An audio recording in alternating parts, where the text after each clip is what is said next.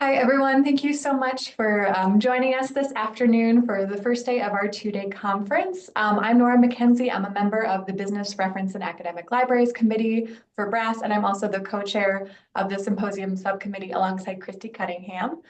We also have a fabulous subcommittee group of members as well, including Angel Truesdale, Brian Garrison-Wynn, and Doris Dwee, all of whom are here and will be helping moderate our different sessions today.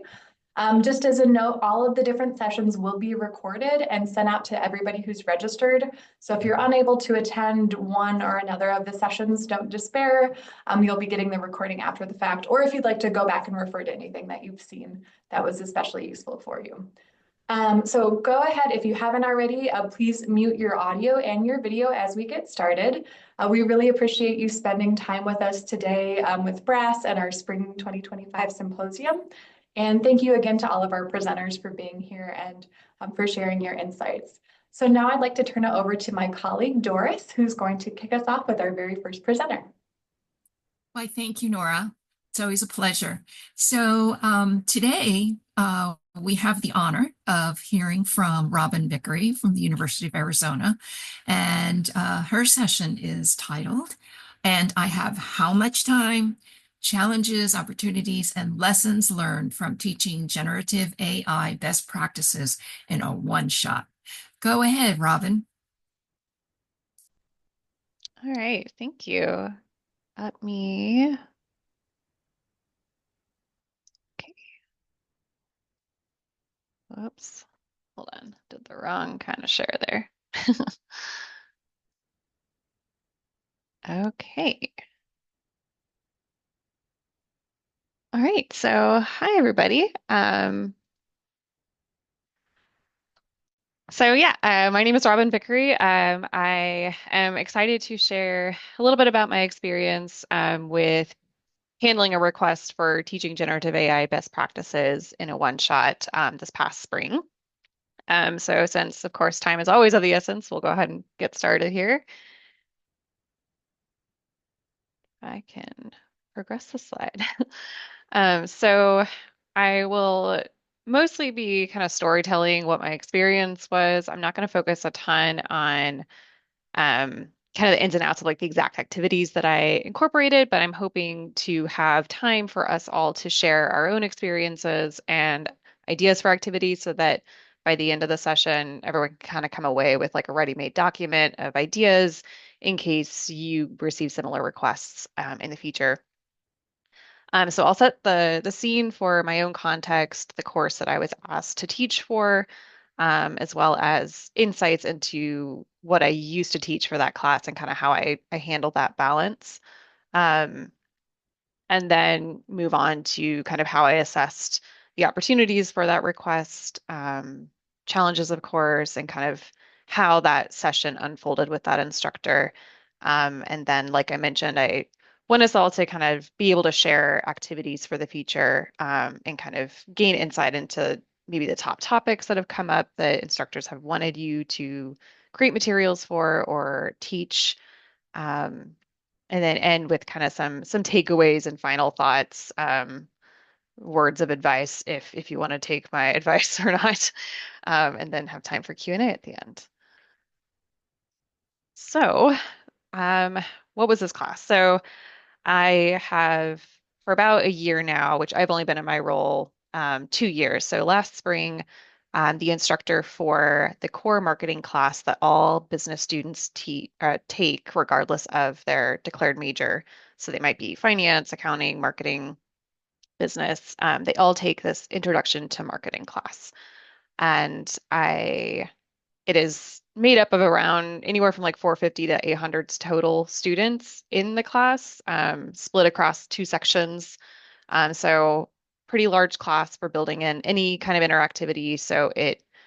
I have, I'll outline how I've formatted that class in the past, but my goal has always been to try and make it more interactive and figure out ways to winnow down that lecture component because I am very challenged at narrowing down lectures because I want to teach more and more things. And as we are always asked to teach more and more things, it becomes increasingly challenging to find ways to stop talking and get students to interact and engage with the material more.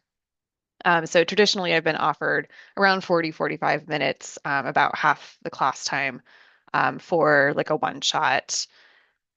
And so how that's evolved over time. So um, last spring was the first time that I taught for the class.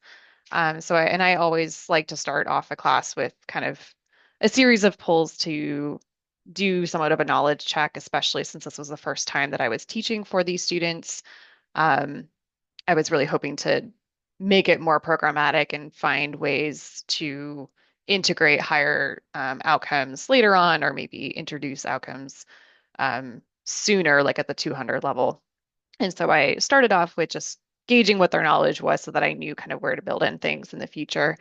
And like I mentioned, it was predominantly lecture based. I did focus more on research strategies as a whole, so really concentrating on mindset development, so fostering curiosity, being okay with kind of diving down multiple resources at once, as long as you kind of know how to pull back the focus, reread assignment details, and kind of building strategies for them on how to stay focused and yet still go through that exploration of research. And so after I provided my spiel about those best practices, I attempted like a mini research activity, I call it. I used a Google form so that at least it was kind of quiz based, so that all they had to do was go through the form, answer questions, and it was kind of like a scavenger hunt of going through a research topic very quickly. Um, Mostly because I was short on time, but also because I know how competitive business students can get. So I wanted to try and utilize that and make it fun, considering I only had like 5 or 10 minutes to actually do the activity. So moving on from that spring, um, like I mentioned, I really wanted to find ways to better make that session interactive. And so I set to work last summer creating a tutorial that focused more on those research strategies that I focused on with critical thinking, things like that, but also building in more competencies for business research that I had not focused on. And so that was mostly based on that knowledge check when I learned that they don't really introduce a lot of that at even the 200 level.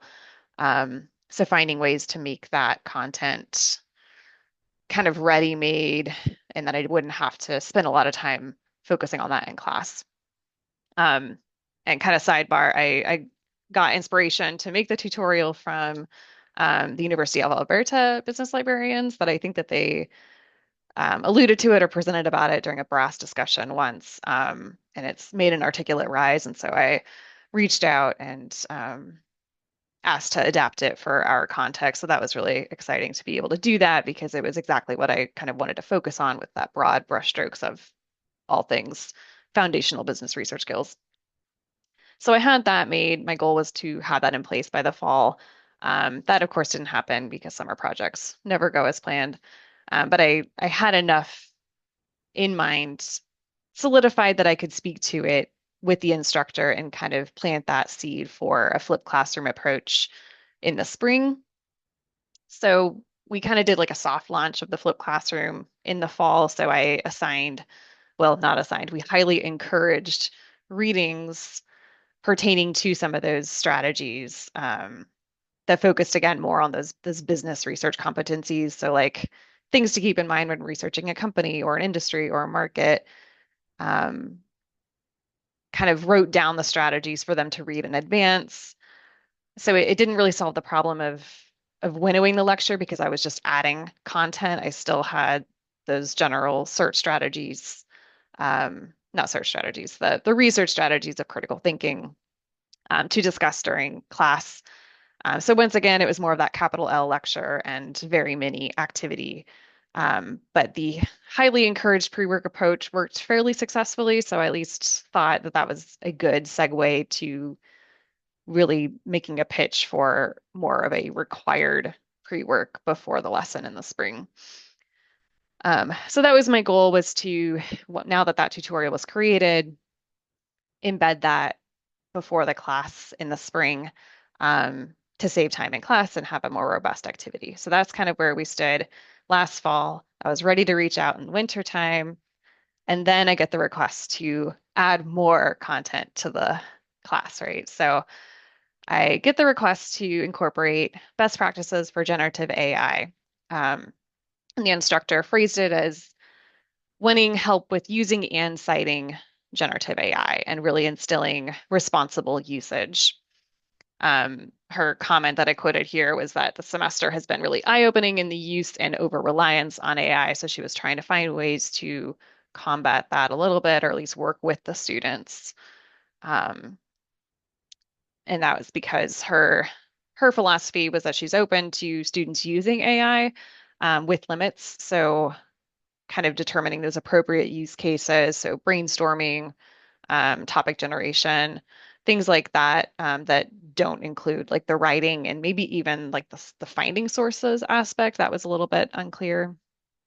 But she wanted to better find ways to teach and guide students on using it rather than preventing it. So that was kind of her philosophy that they're going to use it anyway. We might as well teach them how to do it well. And so the challenges that she was facing with kind of going hand in hand with that over reliance was that students would push back on that appropriate use case. So they would say define brainstorming to her, which I can understand, but understandably, she was frustrated by that.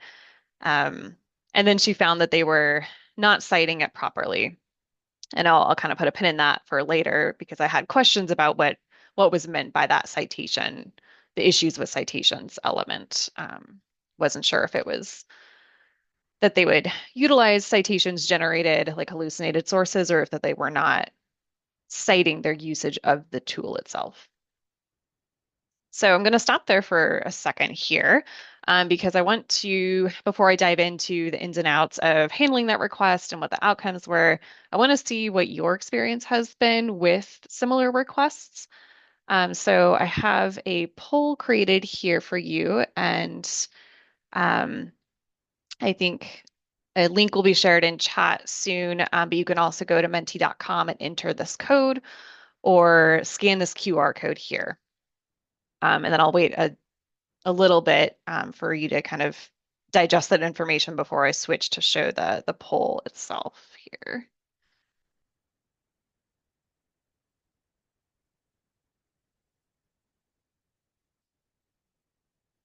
Oh, that's interesting, Heidi, that your comment in the chat that only 40% of the students actually did. I think that that is common too because they overthink and I feel like my experience has been that they're kind of afraid to use it because of that ambiguity around appropriate usage. So that's a good point.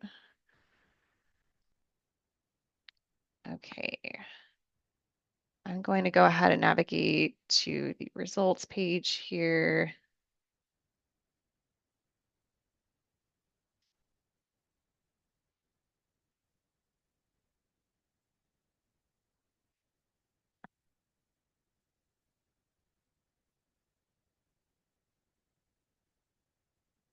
Okay, can everyone see the results of the poll? I'm not sure if this created a different shared screen or not. Okay, perfect, thank you. Okay, so first question was just gauging if you've ever been asked to teach this or create resources surrounding generative AI. So it looks like a little less than half of you have, maybe some are not sure, colleagues have. So that's a really good mix. It's interesting. Yeah, my experience in my library so far has been, it seems that I'm one of the very few that has been asked about it, which surprised me, but maybe it shouldn't be surprising that the business is, I don't know if they're more engaged in wanting to teach students skills behind AI or kind of what that difference is. So the next question that I have for you is kind of what exactly you've created, just out of curiosity, if that's more assignment driven work, working with the instructor, maybe creating activities, um, maybe just designing lessons, tutorials, guides, things like that. And if you answer something else, you're welcome to pop in the chat what exactly that was, if you'd like to share.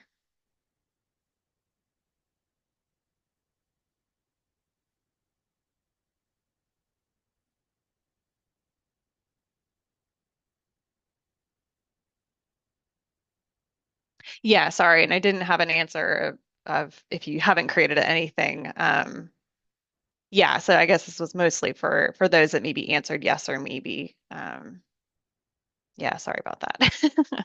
Maybe what would you like to create if you were asked? Okay, so LibGuides is definitely winning here, so that's interesting. Okay, cool. Again, a lot of variety going on here. All right, and then one person shared that they were asked to create a best practices guide. So kind of somewhere in between an activity and a LibGuide, perhaps. Just answering questions about it in class. Yeah, that's definitely come up for me too, where because it's sort of that on the spot thought by the instructor of, oh, hey, by the way, can you speak to this quickly in 1 minute? It's always a fun request to navigate. All right, and third question for you here. So again, this was a little bit focused on those that maybe have, but maybe if you even haven't, like what do you think you would want to focus on when teaching it? What's kind of comes across as like the most important aspect to you? But I was really curious about maybe what you've been asked to cover, especially, and then what you have actually covered in creating these materials.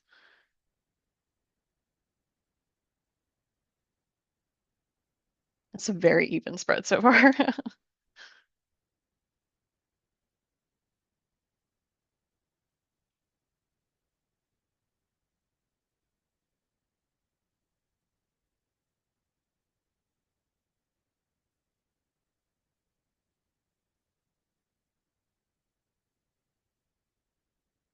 Yeah, so this is, I think, very indicative of the challenge we have with time, right? Is that if this we're answering this in such an even way where it seems that everything needs to be covered all at once. I mean, just like with anything, right? So it's challenging to find to narrow down that scope to make it a manageable thing to cover in class, um, and figuring out what's the most important thing versus what can be maybe put to the side for the time being. And then I have one last question for you before I continue on.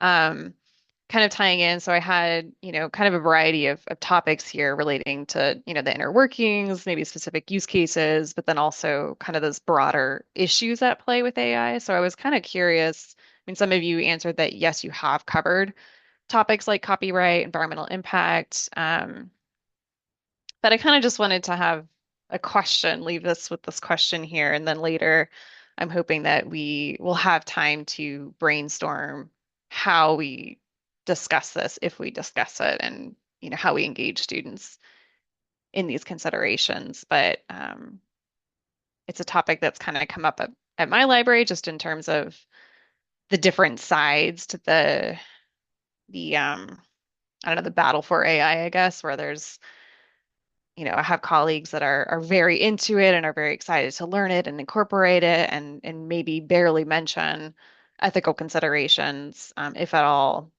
or at least it's they would rather teach everything else about it, of how to use it and things like that. But then there's the totally opposite side where they're very against it, don't want to use it, don't want to try it, don't want to teach it because of these issues. And so it's challenging of like where does our responsibility lie? Um, and how do we find that balance between if we do want to include this within that responsible use and appropriate use case, how do we balance that with the request to incorporate it, especially for instructors that maybe are requiring the use of this? Becomes that slippery slope of if you're teaching kind of how to be uh what's the word skeptical or like hesitant to use these tools, but then they're required to use them, are we kind of putting the student in a tricky situation with that considerations? Yeah, okay, I will continue on here. Thank you so much for sharing your insights. Yeah, good topics here. Okay.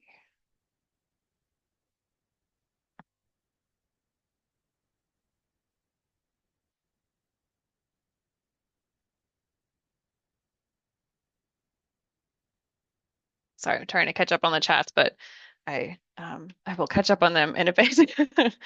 Okay, so moving on to kind of how I assess this request in a way and started those conversations with the instructor to kind of meet both my goals and her goals. So for one thing, I wanted to kind of lay out sort of my situation and my context as well as kind of how those presented maybe more unique opportunities. So within my library, like I mentioned, one colleague that's very excited to learn it and teach how to use these tools.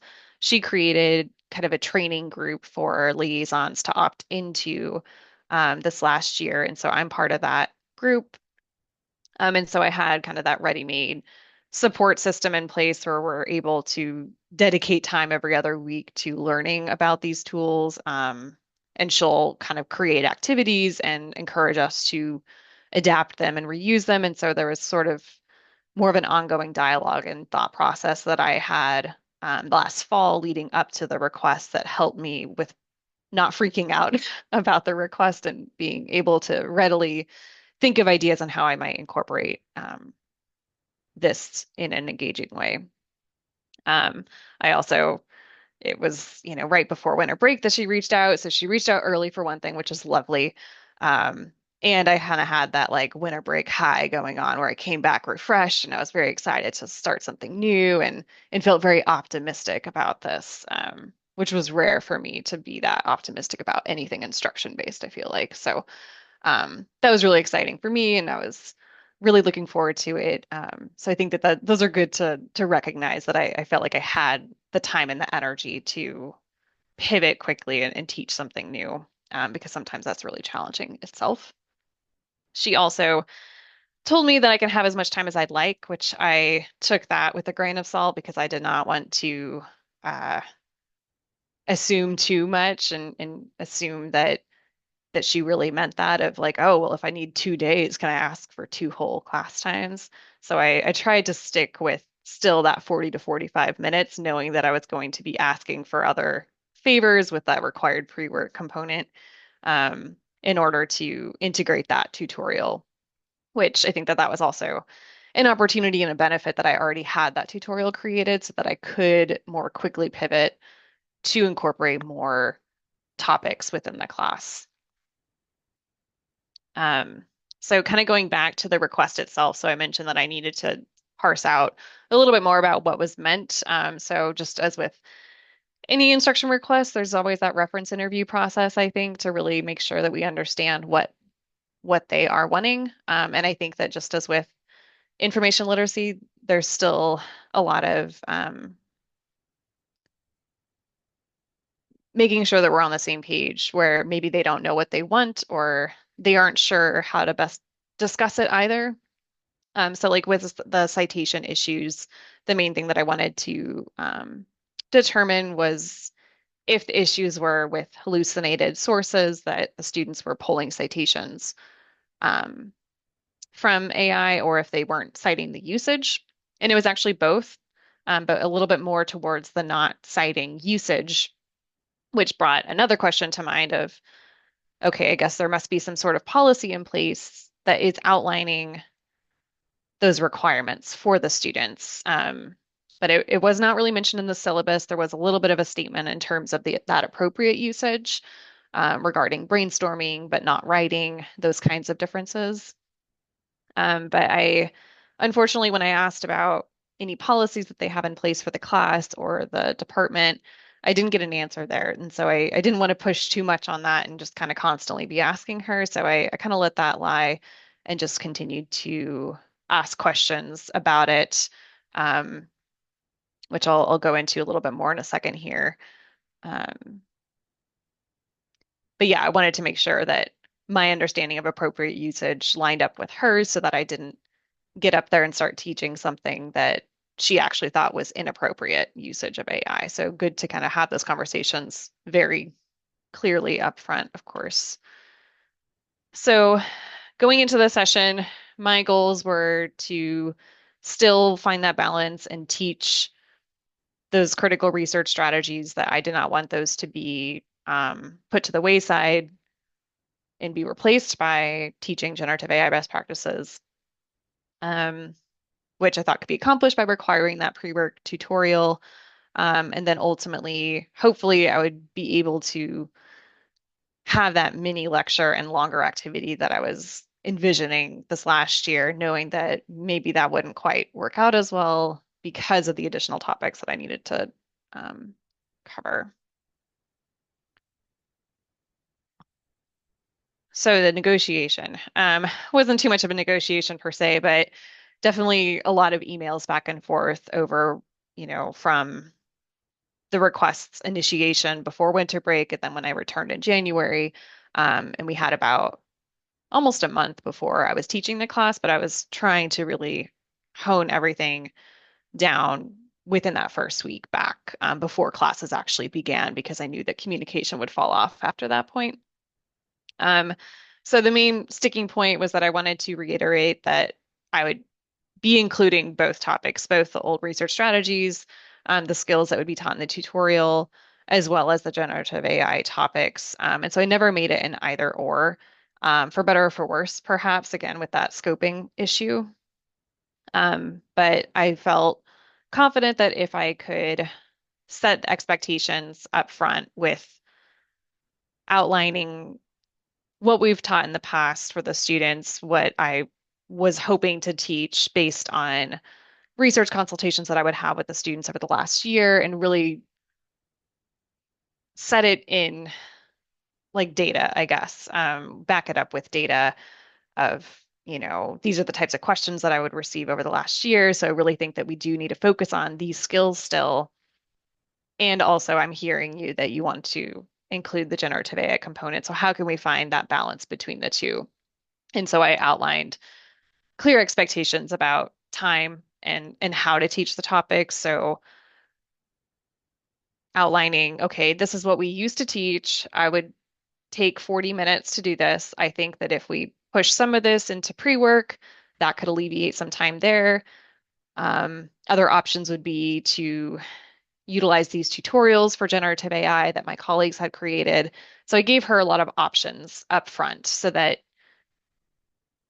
it could still be a conversation of we can pick and choose together, or if you want to just tell me how much time you would expect students to devote to this before class and in class, I can work within the parameters that you set and develop a lesson from there and determine the appropriate times for incorporating, the traditional research strategies versus the generative AI components.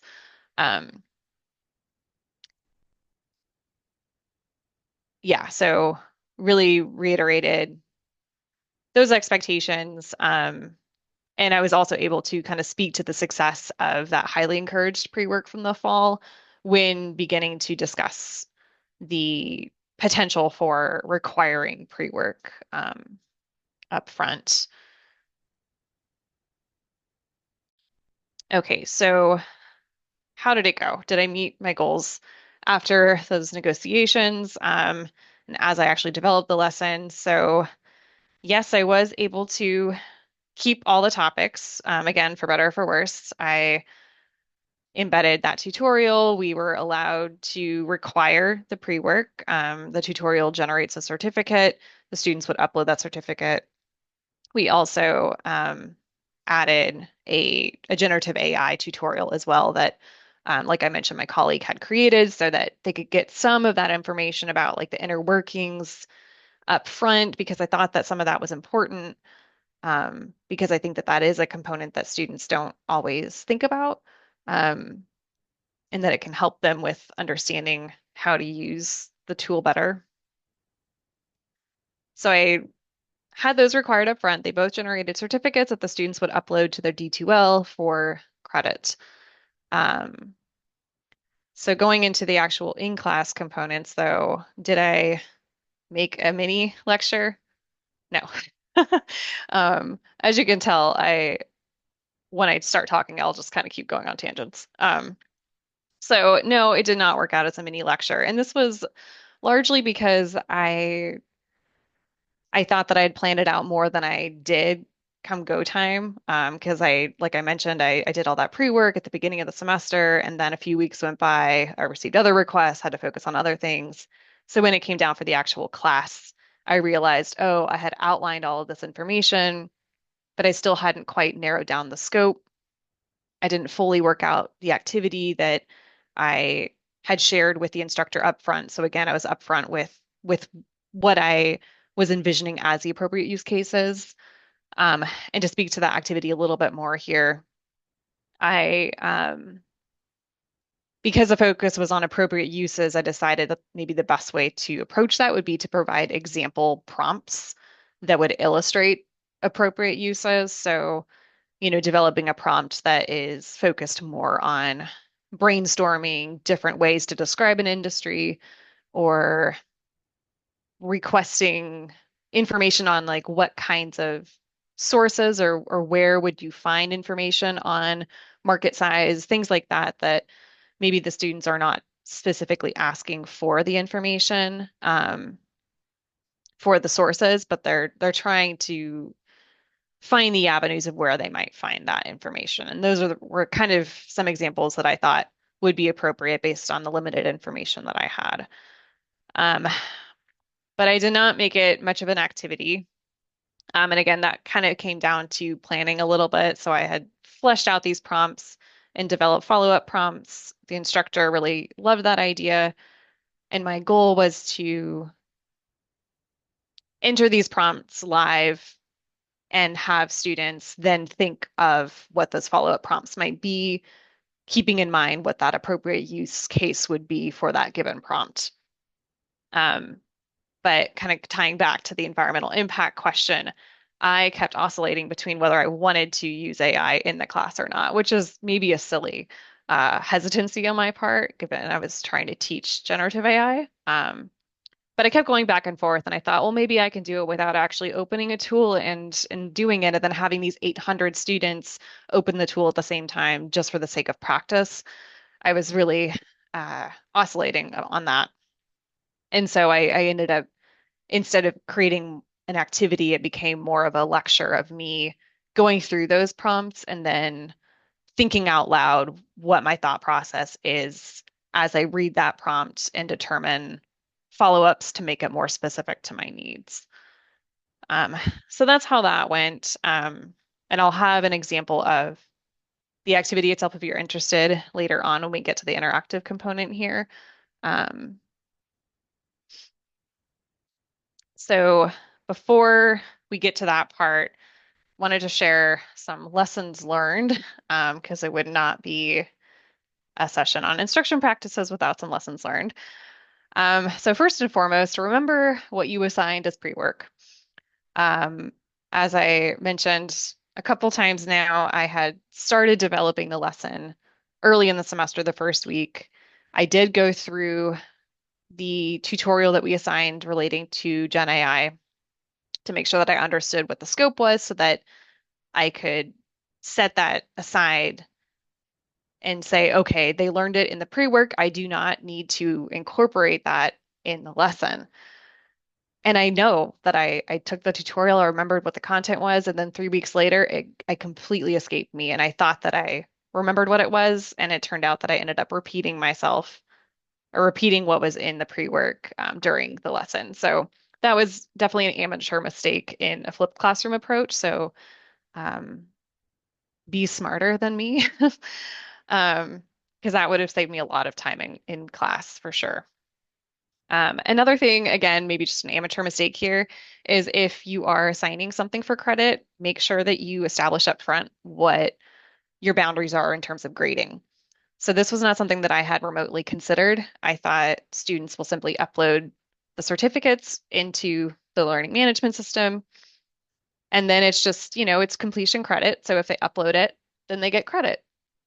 But I do not have an instructor hat with that. So of course the instructor asks, is there an easier way to grade? Because I'm going to have to open each certificate and make sure that the name matches the name of the student submitting it. she was wanting to see if there was maybe an Excel spreadsheet view that would just document the completion of the tutorials. And I didn't realize it would be that involved, which is silly of me again. So I decided to offer help with grading. I decided this was worth my time. This is a new request. I really want to demonstrate the value of having pre-work, even if maybe in the future assigning it is not the way to go. But I was worried that if I did not offer to help, that she would decide, let's skip the pre-work altogether. And so it's kind of weighing those options for yourself, and being clear in your offer. So when I offered to help, in my head was offering half, like you take one section, I take the other, and we'll knock it out. But she interpreted that as, oh, thank you so much for grading all of these certificates. And so I was left to grade all 800 or so submissions times two because it was two different certificates. So just be clear up front, and be comfortable with whatever standard you might set. So I will have to determine what that standard is come the fall if I receive a similar request, and find that line for myself of, okay, the grading didn't quite work out for us last time. Let's figure out a different way to resolve that, and narrow the work on both sides. Yeah, thanks, Lisa. It's definitely hard to anticipate all those obstacles, especially when I was so blinded by excitement and optimism, which I think was a good thing at the beginning of the semester. So I'm ultimately grateful that I kind of went through these challenges. Um, but yeah, the other thing, again, just narrowing the scope, even if you think that you've narrowed it, narrow it further, even if you have a flipped classroom approach. And again, it definitely helps if you don't repeat yourself, of course, in the pre-work and the lesson. Um, but find that scope and really stick with it, because even during the lesson, I kept finding myself wanting to better discuss those ethical considerations or discuss copyright, because the second report from the copyright, I forget what it's called, but the reports to analyze copyright issues in AI had just been released in January or early February. So I wanted to discuss that. Um, it's just hard to limit yourself with this topic, I think. So determining upfront what you're going to focus on, and just sticking with it is a good thing.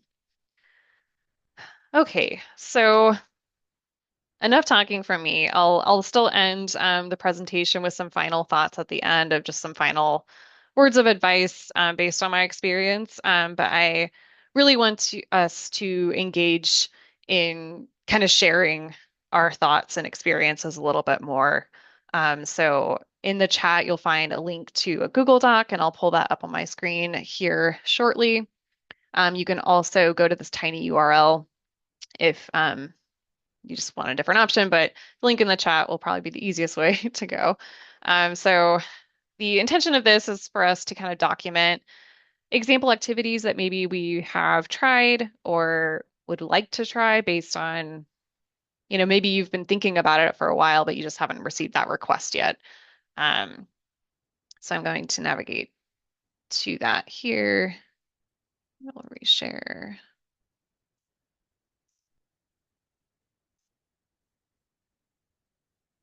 Okay, so the way this document works, I don't know if I'm completely new to this or if I've been hiding under a rock, but I think that these document tabs are new, so I decided to play around with them. So there's technically like three different sheets within this document here. So the first one, I'd like us to think about, and we'll have about 10 minutes to think about all of this. So um, I'll kind of outline all three of these areas, so then maybe you can pick and choose which ones you want to contribute to first, if any, and then we can kind of find time to regroup and go through them. But this first page here, I thought we could share, example activities that we've tried. So I provide my example activity that, ended up not being an activity, right? Through this linked Google Doc here. And then in this third column here, I created some options for like what kind of activity that is. You don't have to stick with that. You can easily just kind of type in the box still as well if you'd like. And then a little bit of a reflection, I think that that would be kind of good. And I want people to be encouraged to add in those failures, like what I had done. So um, I think that that's good information for us to think about. And so the idea here is that, when the session is over, you can kind of refer to this document yourself later on and maybe continue contributing to it if you'd like, just to kind of start that conversation around best practices for AI, especially since that was, like I mentioned, that little cohort within our library, and that's really what helped me feeling more confident to engage students in this topic. And so kind of creating this ad hoc community here on this Google Doc, I thought would be good. And you can just continue adding rows if you need to here. And then the next document tab here on the left is more about topics. And so given that one of my main challenges all the time is timing, I thought it would be good to think about breaking that down into succinct timeframes that you might have to teach that. So maybe if you only had 5 minutes to teach generative AI, so maybe that's those times when you're suddenly thrown off in the middle of class, asked to teach a little bit about generative AI. That's something that you can refer to and be like, oh, right, I thought through what I might do in 5 minutes if I had 5 minutes. And then what you might do in 20 or 45 minutes. So that might be kind of harder to think about on the spot here, but just think about prioritizing, I guess, what you would cover. And then this last document here is getting back to that question about should we take on the responsibility of teaching ethics with generative AI? I certainly think that we should, but again, it can be something that maybe not everyone will agree, or it becomes a question about time and balancing that with what the instructor wants. If they want more focus on practical skills, are they open to hearing the ethical considerations and impact about the tools? But yeah, so take the next 5 or so minutes and kind of pick and choose which area you'd like to contribute to right now, and then kind of see where we're all at.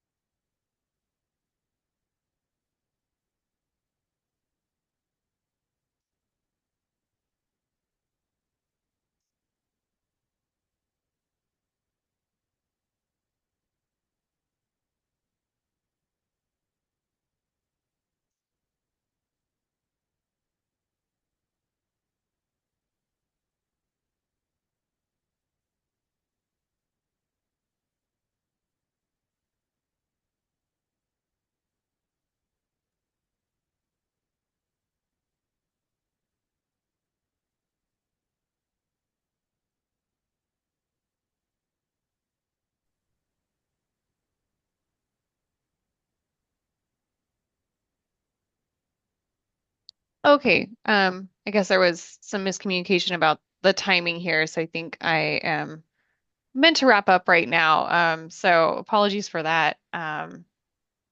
I Let me go back to the PowerPoint here to kind of briefly in 1 minute share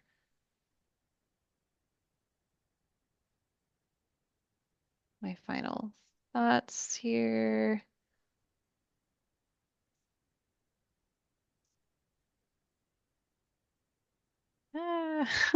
Okay. So I kind of mostly covered all of the kind of final words of advice here. Um, but again, like I'm hoping that maybe thinking about activities that we can kind of share that'll help with that sustainability and quick thinking piece. And know your boundaries and be prepared to set a precedent, especially if maybe you're the only one being asked to teach generative AI. You might be called upon to help others in the library think about these. So just be prepared for that and kind of know your boundaries and your values in terms of what you would like to focus on with teaching and try and stick with those. Um, Challenge the instructor if they just kind of go into that, just teach them about Gen AI, try and piece out what exactly the challenges are so that you can better speak to those outcomes. And just remember that everyone is scrambling to learn this together. So the instructor is just very thankful that you're there and willing to share any advice. So don't overthink that imposter syndrome too much. And thank you so much.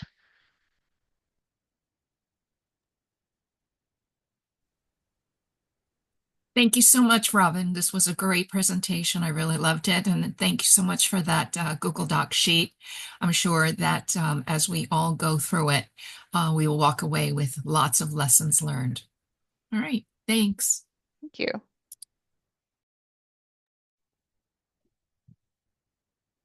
All right, and Angela, if you'd like to stop the recording.